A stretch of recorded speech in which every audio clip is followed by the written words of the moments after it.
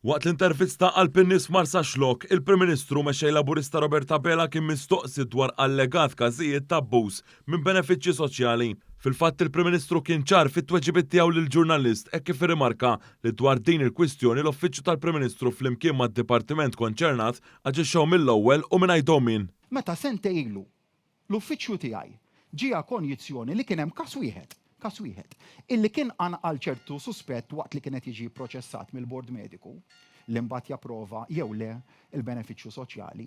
L-ewwel ħaġa l għamlet is-segretarja permanenti li hija responsabbli mill-People and Standards Division fl-uffiċċju tiegħi kienet li marret direttant il-Kummissarju tal-Pulizija, irrapportatlu dak il riżulta u talbitu biex jagħmel l-investigazzjonijiet tiegħu.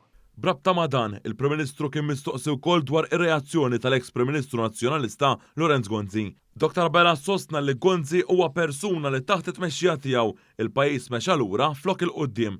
Il-mexxej Laburista irrimarka dan bil-fatti. Lorenz Gonzi huwa karatteristiku ta' tmexxija ta' dan il-pajjiż fejn għal 9 snin sħaħ il-pajjiż flok mexxih il-qudiem mexxih lura.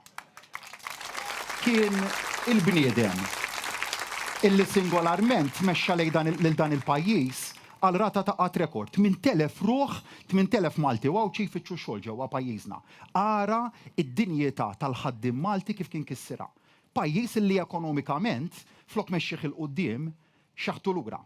Brabta mal-Partit Nazzjonalista, il-Prim Ministru Roberta Bela innota wkoll l-aġir tiegħu brabta mal-Europride dan hekk kif l-Oppożizzjoni baqgħet anke assenti f'ċeremonja daqstant importanti li mmarkat il-ftuħ uffiċjali ta' Europride għalli din hija xi ħaġa rappreżentattiva ta' Partit Nazzjonalista li dejjem qalle għad-drittijiet ċivili. Min-naħa l-oħra Dr. Bela innota il-kisbiet ta' pajjiżna imnebħa minn ħidma konsistenti tal-Partit Laburista sa minn żmien il-Perit Mintoff. Madankollu sostna li bħala pajjiż dejjem fadal x'niksbu billi inwarbu il-preġudizzi u ngħixu f'imħabba u rispett. U kemm huwa ta' pjaċir għalija li imur il-festa tal-Birgu, niltaqgħu ma' ġenitur u jgħidli bis-saħħa tar-riforma li għamiltu intom, jien stajt ninaqgħad fi żwieġ mas-sieħeb tiegħi imma iktar minn hekk kellu tarbija f'idejh. U lil dik it-tarbija ir-riforma ta' futur, ta' familja.